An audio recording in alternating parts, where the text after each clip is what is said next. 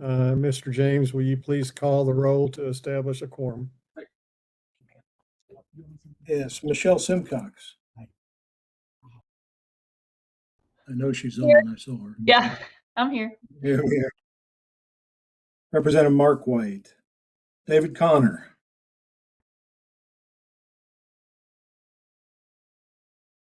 David's on, I thought. Yeah, here, if it's coming through. There it did. It did. Senator Dawn White.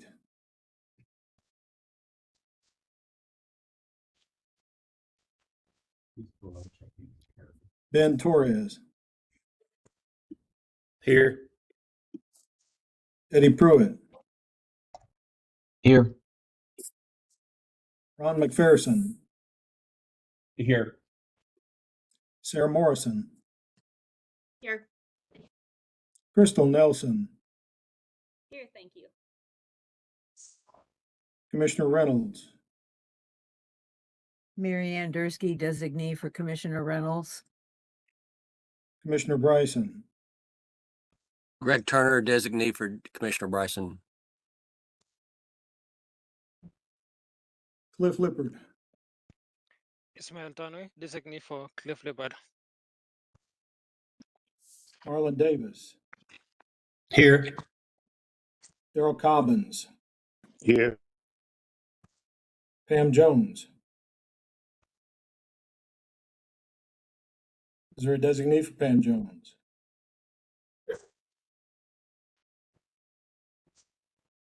Comptroller Mumpower. Lance Iverson, designee for Comptroller Mumpower. Gary Pig. He's going to be absent. Gary Lilly. Here. Chris McCart. Here. Jessica Himes. Here.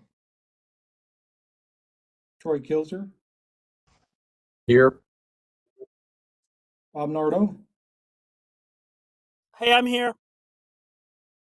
Mr. Chairman Evie. Here. Mr. Chairman, you most definitely have a quorum.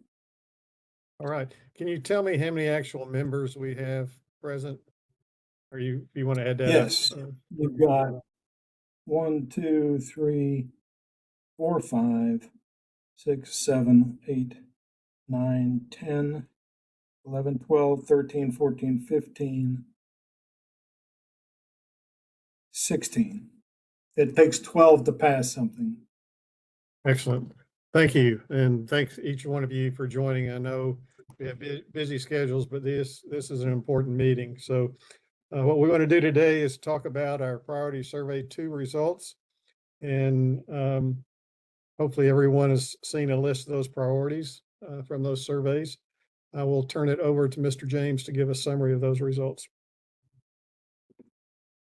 Yeah, thank you. Let's see.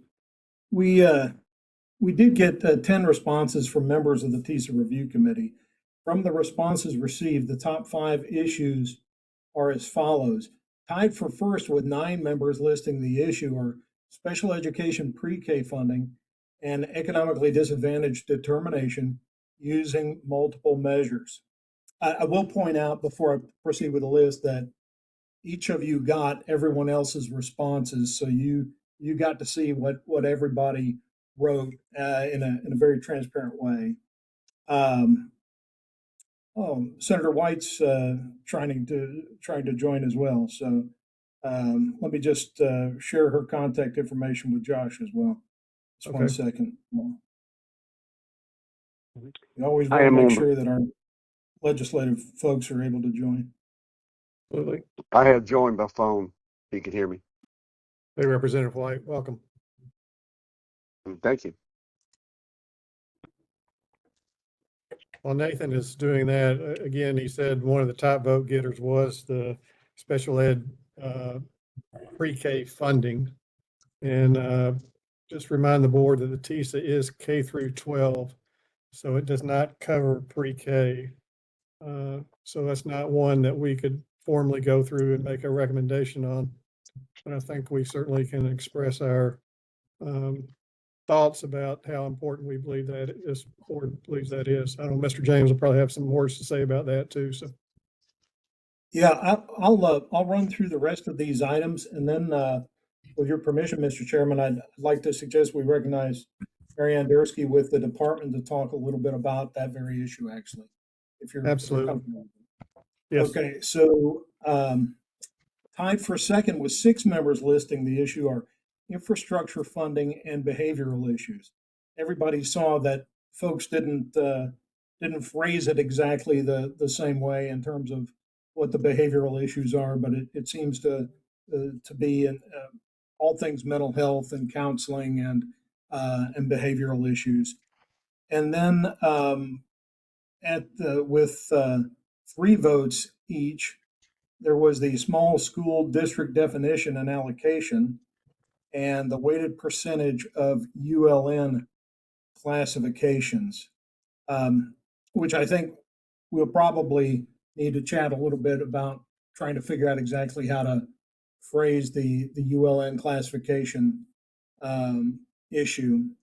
But on the special ed pre-K funding, as you mentioned, sir, the TISA funding formula by law is limited to K-12, so that would preclude that first item. And in discussion with Ms. Dursky, I was made aware that there is considerable funding available through grants for the purpose.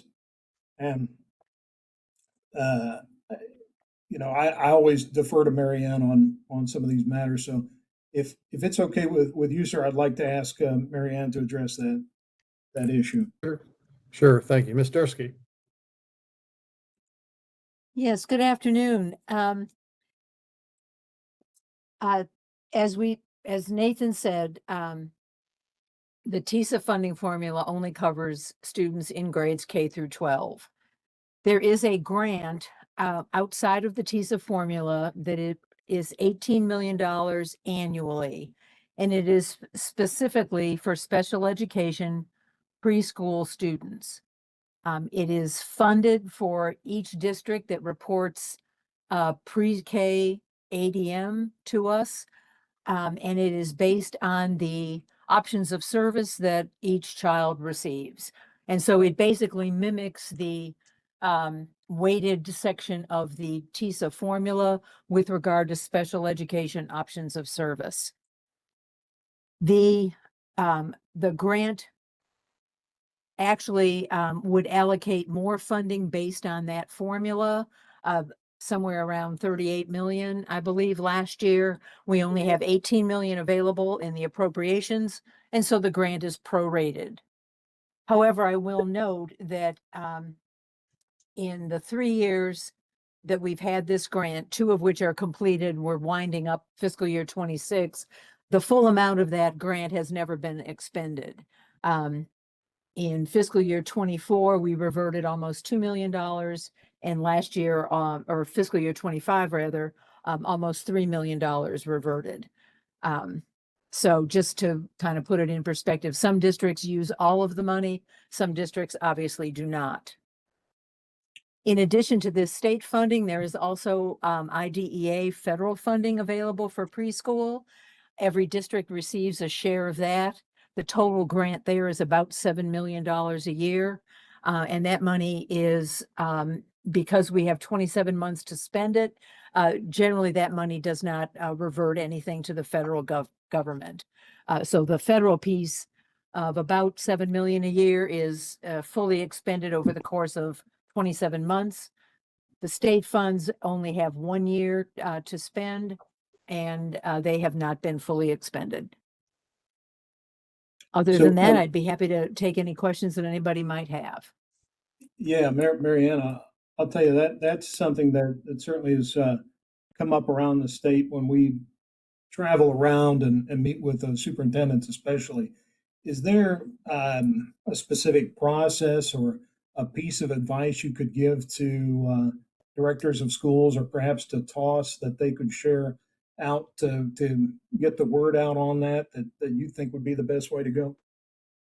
Yeah, I'm not sure. We generally communicate this. Our primary points of contact, I should say, in a district are the special education department and the finance department, and the director of schools is also always looped in. I know that the team that manages that state grant has worked very hard this past year to ensure that districts are fully aware of the funding, what it can be used for, and that they are spending it down. We send periodic reports of the spend down so that, you know, districts can see where they stand. And that information is also available to them online through our e-plan system. So Mary Ann, those funds aren't expensed because they're not spent. Are they awarded and they're not spending all that they're requesting, or are there funds that aren't being even awarded? No, the $18 million is fully awarded out, based, like I said, on roughly on the weighted section of the TISA formula. And then as districts have expenses against those funds, they request reimbursement. And so at the end of the year, if they have not fully drawn it down, those funds then revert to the state. Very helpful. Questions for Ms. Dursky? I had one or two. Yes. On the leftover funds, Eddie. thanks, Mr. Chairman. On the leftover funds, are the districts made aware that funds have reverted back from a district and more funding is available? So all of it's not spent in a district, they don't spend it, it comes back to the state. Is that Yes. then redistributed to other districts that could have expenses? No, it is not. The funds are just awarded for the one fiscal year. At the end of that time, anything not spent reverts to the state. And then the following fiscal year, we get a new $18 million appropriation. So there's no carry forward. Thank you. Mr. Pruitt. Thank you. Mary Ann, question about the grant application. In that grant application, are there some requirements where districts are supposed to try to balance gen ed students with special ed students, and there is no funding that we get for those general education students? Is that correct? Eddie, unfortunately, I cannot speak to the specifics of that grant and the marriage, if you will, between pre-K sped students and gen ed pre-K students. That would be, that's something we can talk with the program team and get back to you all on. I will remind everybody too that there is a voluntary pre-kindergarten grant that's in the amount of about $85 million per year, and that is awarded out to all districts.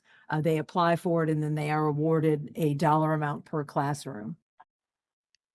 Yeah, I'm pretty sure, again, the other superintendents may be able to verify, but in that grant, it's for that this is separate from that voluntary pre-K, but we do Yes. have to have, typical peers in those classrooms. And typically it's about a 50-50. And so if we've been allotted for 20 students and we have 10 that are special ed, we also have to have space for 10 that aren't. And so I think that's where where we're getting in a bind of having to provide this and not having the funding that we need to do it with. I don't mean to jump in line, but just to speak briefly to that, this is Bob Nardo from Libertas in Memphis. In my experience, Mr. Pruitt, it's been the opposite. We're not permitted to use those funds at all for inclusive delivery of pre-K special ed services. And so that is a delivery challenge. We're only allowed to use them directly for pre-K students with disabilities, which is necessary. That might be a district level policy, but the charter commission that I'm part of versus a state rule, I'm not sure.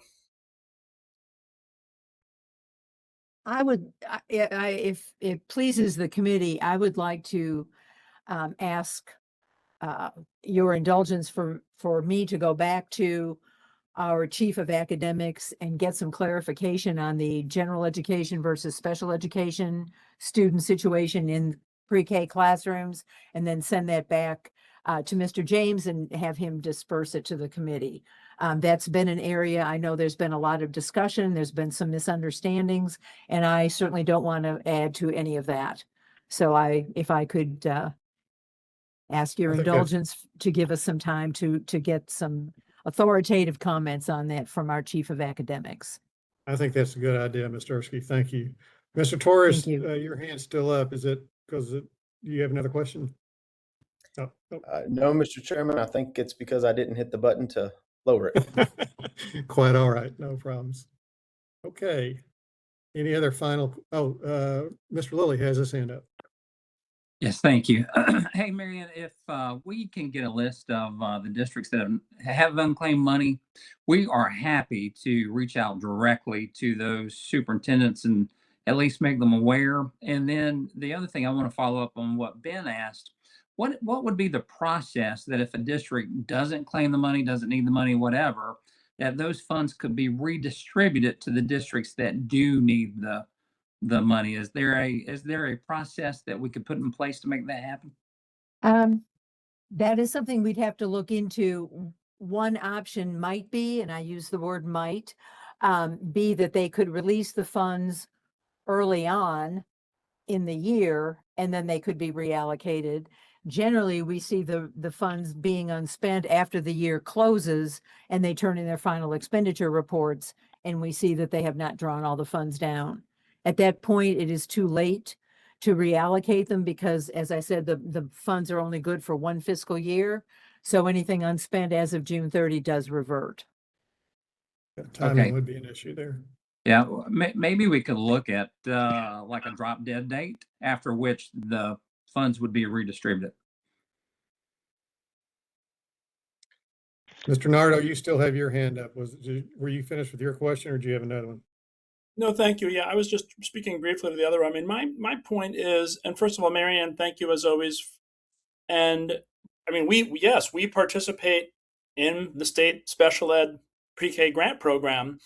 And I mean, we have a very acute population of pre-K students with disabilities with severe needs because we were one of, a district turnaround school in becoming a charter. And so because of TEIS and early intervention, which is a great concept, but essentially an unfunded mandate.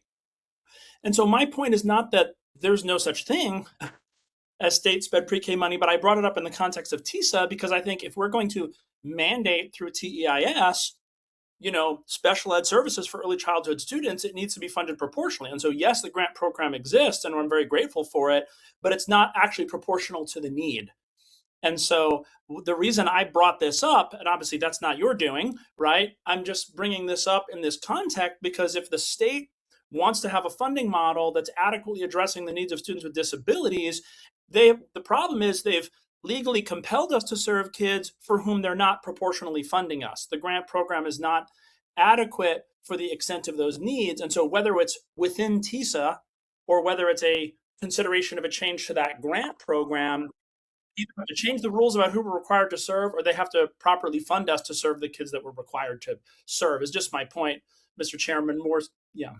Got it. I think these are all very good comments and something for us to consider down the road. Again, this meeting today is focused on those issues that TISA does fund.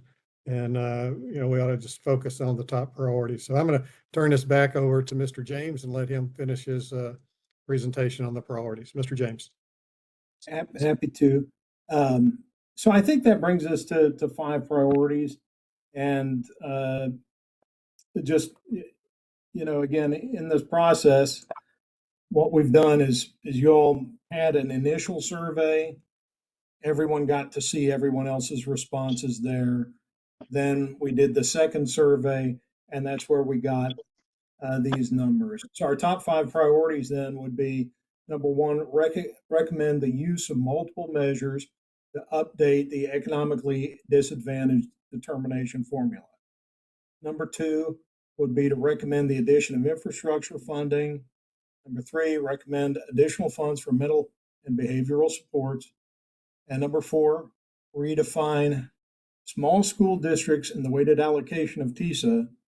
That would be adding 2% on the base for districts with fewer than 1,000 average daily membership, changing the allocation from 5% to 7%, and add 2% to the base for districts at 1,000 to 1,500 ADM.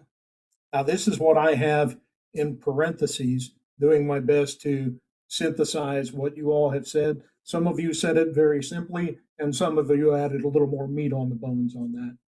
And number 5 would be address unique learning needs classifications.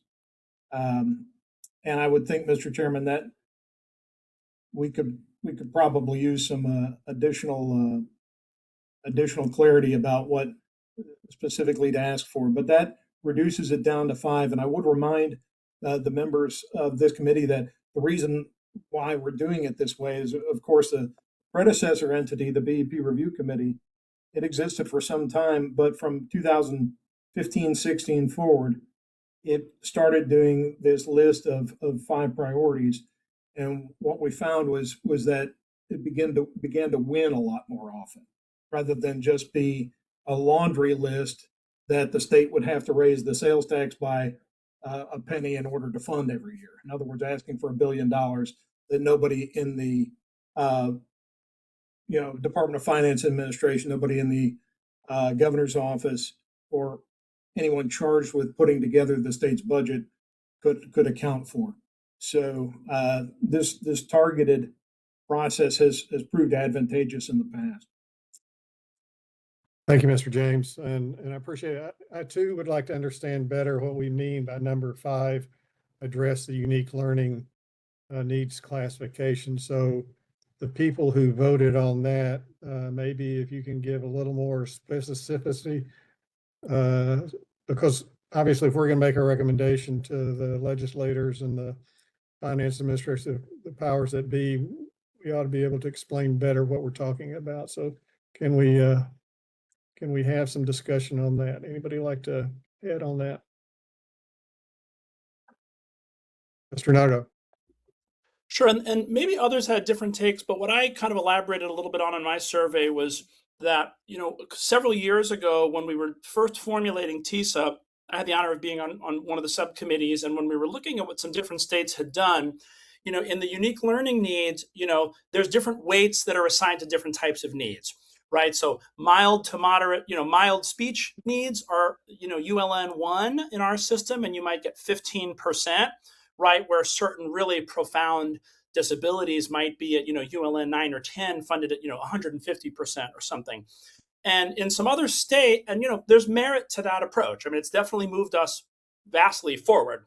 But my recommendation was that my concern is I think that our kind of higher weighted needs, sort of 7, 8, and 9, really need to be weighted a little bit heavier, because practically speaking, you can serve a handful of children with a mild speech need more economically. I mean, relatively speaking, 15% is actually more than you need to meet those needs, whereas 150% actually really is not enough to meet the needs of a ULN 8 student. And some of the other states we looked at had something like 200 or 250 or even 300% as the ULN weight for that small number of kids at the highest levels of need.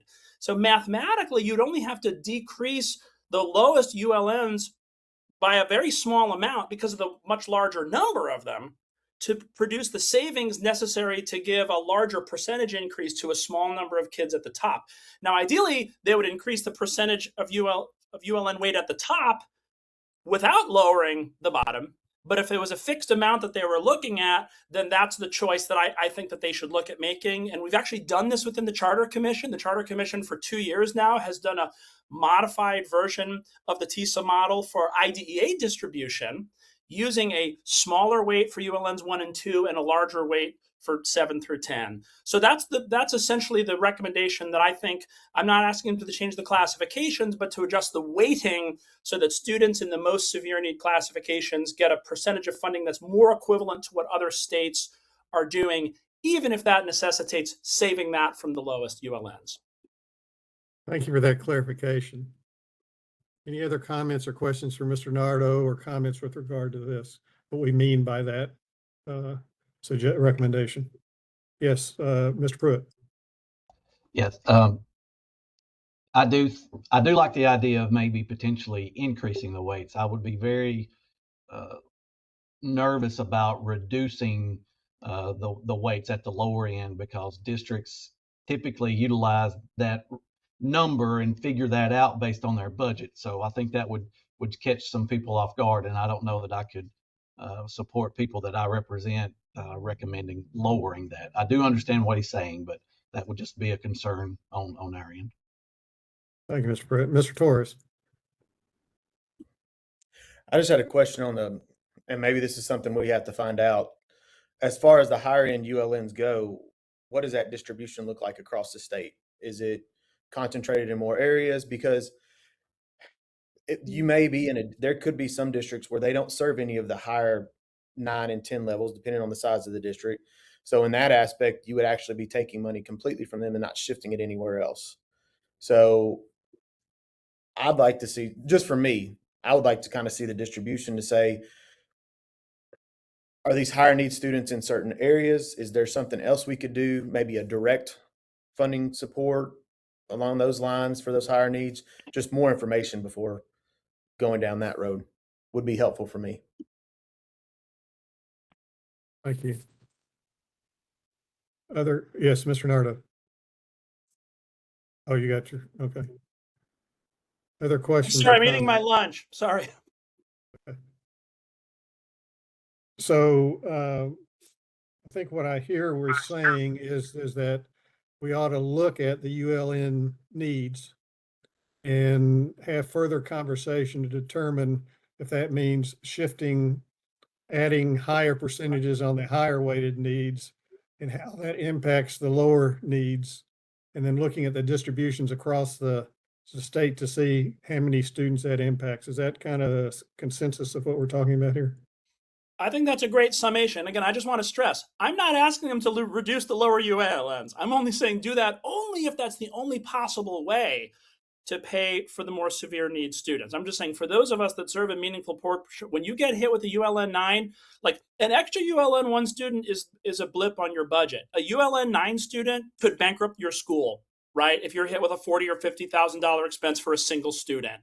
So that's the order of magnitude. And there's not a lot of them, but it doesn't take many to really impact your budget. And some other states were, like I said, the 200, 250, 300% weight level at those top tiers, and we're just not quite there. So yeah, if we can get them to increase it without lowering the other, that would be the best. Understand. Any other? Oh, go ahead, Mr. James. Yeah, I was just thinking, and from how we've done some of these things in the past, remember that this list is not, we're not writing legislation here. What we are doing is saying that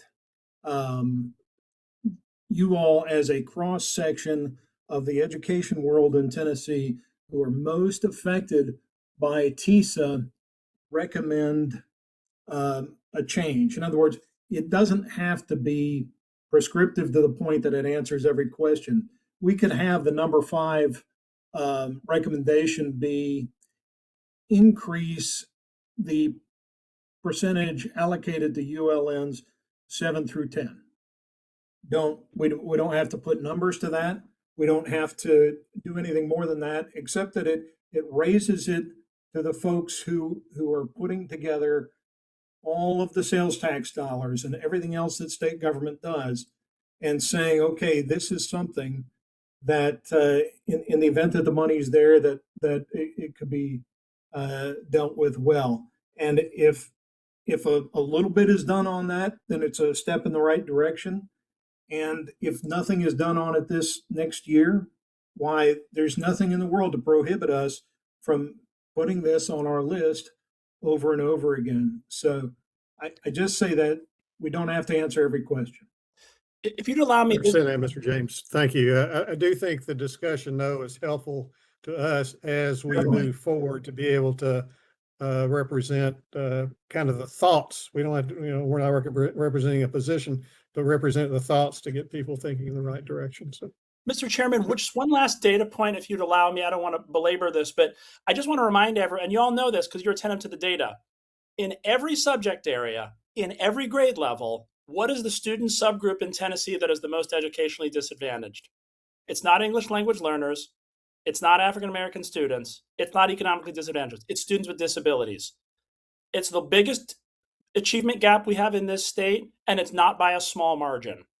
It's the biggest achievement gap we have in Tennessee. It's not talked about that much, but I'm just urging this body to use our voice to help elevate why prioritizing resources for these students could help close the biggest achievement gap that we have. Thank you. Thank you, Mr. Nardo. Okay, so we have 5 recommendations, 5 priorities, numbered 1 through 5. If there's no further discussion on that, I'd like to entertain a motion to request me as chairman to send a letter to the governor, to the commission, and the commissioner of education with copies to Representative White and Senator White listing those priorities. Again, I would need a motion to do that, to entertain that. And yes, Mr. Lilly. Hey, before we call for that, I think Chairman White has a comment. Oh, So okay. want to make sure he has the opportunity to be heard. Oh, yes, sure. Representative White. No, thank you, Gary. I was texting Gary because I'm not real sure of my question, but we've had discussions this summer on the TISA formula. Right now, we do not do I understand Medicaid funding is a category. Do we include that in our TISA funding formula now? I was understood we don't. I think he's referring to that priority number 1. The economically disadvantaged. We had a conversation about that at the meeting last month, and I think a Medicaid free was not included in the current plan. Is that correct? I think right. that is Thank you. correct. Yes. This is And that was Mary Anders. Yes, that is correct. Yeah, and that was one of the presentations that was made in a sort of a discussion that was had. And so I would assume that as we list this, update the economically disadvantaged determination formula, what we would say is to look at the various categories such as Medicaid free or Medicaid partial or something like that. Is Mr. James, is that how we would word that? Or We can certainly do that. This comes out of that legislation that gave the TISA review committee the requirement to look at that, and we spent an hour and a half, 2 hours on it last time with presentations from a number of different sources. So we can specifically call out the Medicaid eligibility, but ultimately, Chairman White, this comes to you. It comes to Senator White, and it comes to the commissioners, to put the meat on the bones at the end to make the changes that you think are best there with the suggestion from the committee. So I'm happy to add that to the language if you prefer. yeah, let me ask Understood Chairman it. White a question. Would that be helpful to you if we said such as, or this is a discussion that was had by the committee and favorable, or what would you be looking for? Yeah, and I don't want to confuse the issue right now because it gets complex even we start talking about it. But as I've gone around the state this summer, especially our smaller school districts, if that was in the formula, it would help them a lot. And I just don't want to get us off track. But Ms. Stursky, possibly you can tell me at some point what kind of money we're talking about if that were added to the TISA formula, if that's even a reality. But a lot of unanswered questions. I would just want to throw that in at this point.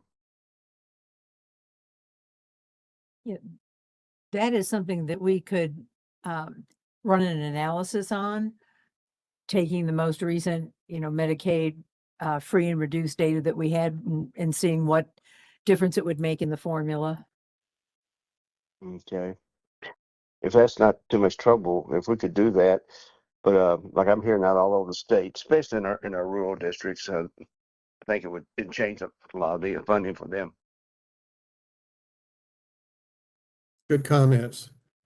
Mr. James, let me ask you a question about process. So, if the committee votes to ask me to send this letter that lists these 5 priorities, and we could put words around those priorities to do a better job of explaining what we mean or Yep. what, for the committee, then, the letter would be written, and would it then get sent, or does it come back to this committee to review, or what's the process? So I wouldn't recommend you bring it back to the committee because because you can get into an awful lot of wordsmithing. But what I would say is that the committee would ask you to take this top 5 list um, and create the letter and send it. You'd be authorized to do that at their behest. Now, to be fair, you can also do it the other way. I mean, you could do it as chairman on your own because it's one of the things that I've noticed is that there hasn't been a whole lot of, you know, disagreement in terms of what ought to be on the top 5. Folks seem to be on the same page. But remember that this letter will also be added to the TISA report, which is due on 1 November. So everybody's going to see it and have a chance to review it anyway. But the letter is yours. Well, I would hope that through this discussion today, the committee feels that I understand the wishes of the committee, and I would do my best to fairly represent that. If you feel that way, then again, I'd like to entertain a motion to request to send that letter. And if so, then Mr. James and I will develop that letter and send that. So is there a motion to do that? And if not, we can do it again where I just send a letter based on my thoughts without a formal vote. So, Chair. Vice Chair Cobbins moves. Is there a second? Second, Marlon Davis. Mr. Davis seconds it. Okay, any further discussion on me sending the letter? Okay, so yeah, go The only ahead. question, Mr. Nardo. just brief clarifying question, like, do we think that the ordering of the numbers is relevant? I mean, do we think they're just going to like look at the top 1 or 2, or do we, or do we think that sort of all 5 will maybe get a look, and so it's not worth worrying about the sequencing? Because they say in classical rhetoric, you save your most salient point for the end. I think the way that we can word the letter is say these are 5 recommendations that we think that the various people should look at as areas for increased TISA funding or something like that. You're still got to list 1, 2, 3, 4, 5. Maybe you don't have to put 1, 2, 3, 4, 5, but we can do it in the way we word it. So, well, Mr. Chairman, I would point out that the way something got to be number 1 is because it it did get the had, votes. Yes. yeah, it got the most votes. So it's been completely transparent. If something is number 2, it's because it got fewer votes, 3, et cetera. So. Yep. Yes. Mr. Connor. I was going to agree with what Nathan was just saying. I mean, I think if these things are prioritized based on the votes, we ought to include that. And Yep, I agree. I don't know if within the letter, I know we said that pre-K funding is outside the scope of this, but part of this review committee's process is to talk about what needs to be added in and included in the formula. I would think it would be positive, or maybe a separate letter, something to say, the highest priority of the thing voted on by most of the members of this committee was to actually examine this other issue. There was a determination it falls outside the existing TISA formula, but we would encourage the General Assembly and the administration to consider it. Yeah, I had intended to put that in the letter, is that, since this is K through 12, this was not, but this was one of the ones that got the highest vote. Mr. White, or Chairman White, were you wanting to say something? No, thank you. Okay, we have a motion and we have a second. Mr. James, so it would take 12 positive votes to pass. We have to have a majority of the 23 members. Some members have abstained in the past, that's fine if you do it. But we're looking to go ahead and take the vote. Mr. James? Yes, sir. And I would just point out that, remember that number one tied something else. So what is going to be number one on our list had as many votes as the pre-K did. So with that, Michelle Simcox, Yes. Chairman Mark White, Yes. David Connor, Yes. Madam Chair, Senator White, Yes. Ben Torres, Yes. Eddie Pruitt, Yes. Ron McPherson, Yes. Sarah Morrison, Yes. Crystal Nelson, Yes. Commissioner Reynolds is not on, and designees are not allowed by law to vote. Commissioner Bryson is not on, and designees are not allowed to vote. Cliff Lippert is not on. Marlon Davis, Yes. Darrell Cobbins, Yes. Pam Jones, Comptroller Yes. Mumpower, again, designees not allowed to vote. Pam is on, Nathan. Oh, Comptroller's on? Pam Jones. Oh, Pam's on, yay. Okay, I apologize. Comptroller Mumpower. Kerry Pig, Gary Lilly, Yes. Chris McCart, Yes. Jessica Himes, Pass. Troy Kilzer, Yes. Bob Nardo, Yes. Mr. Chairman Eby, Yes.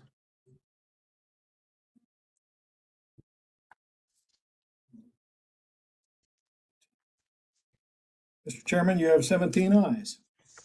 The motion is agreed to, and I'll work with Mr. James and we'll get a letter together and get it sent out. Thank you. Mr. James, you want to talk about next steps? Yes, sir. So statutorily, the committee needs to meet 4 times. We are charged in law with creating a TISA review committee report that is due on the 1st of November. So I would say it's very likely that we will meet in the last week to 2 weeks of October. You'll get the TISA report as it's put together, and we'll be taking time to go through and make edits and then vote for the final report. So the next meeting in October will be another one where we will need a majority of the members entitled to vote. Thank you. Yes, Ms. Tursky. Thank you, Mr. Chairman. Nathan, would you mind to review the components of that report for the committee and myself? Yeah, there's effectively most of what was in the old BEP report is there. Let me pull it up.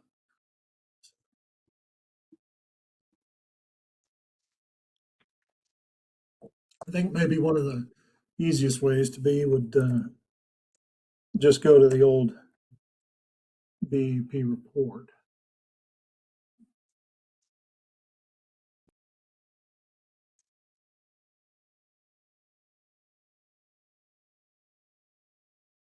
Nathan, are you wanting to know what is in statute in terms of the components of the report? If you want to go through that, that would be fine. I was pulling up one of the reports. I knew that they were put together to mimic the old reports, but yeah, I think that would be definitely. helpful, Ms. Supay. Yeah. I have 49.313 pulled up. And it says that the report must include recommendations on needed revisions, additions, and deletions to the TISA, as well as an analysis of instructional salary disparity among LEAs, including an analysis of the disparity in benefits and other compensation among LEAs. And then before November 1, the committee has to also include in the annual report recommendations for how the state may revise the ways in which it identifies economically disadvantaged students to ensure the state is accurately identifying the students in need of additional resources, and recommendations for how the state may better support economically disadvantaged students through the TISA. Is that it? That's it. And I'm happy to drop it in the chat if that would be helpful. That'd be very Yeah, I helpful. was just trying to drop the last BEP report in the chat so folks could visualize it as well. But I think the chat option might be a little smarter than I am. So it's telling me public chat with everyone is off. So I think we've covered each one of those areas except for maybe the salary disparity issues. So, Mr. James, how do you want to proceed with regard to that? the salary disparity and some of those things were always done by the Office of Local Finance before. So this is something that Mary Ann and I end up spending a lot of time on the telephone and chatting about in advance of the end of November to get all of this right, along with Dr. Erica Light on our team, who's amazing with the help that she gives in getting this all put together. So I imagine it'll be the same process this year. Ms. Dursky, getting it all together. are you comfortable with that? Yes, Mr. Chairman, we are. Okay. Any other comments or questions before we adjourn? Let me just say, this is the first time that the TISA Review Committee has formally put together its report, and I appreciate the time and efforts of each one of you. I think we will have a good list to provide to the various people of as we move forward. And thank you for your time. I look forward to continuing and having our meeting then later this fall to finish up our final requirements. Nothing else? The meeting is adjourned. Thank you. Thank you.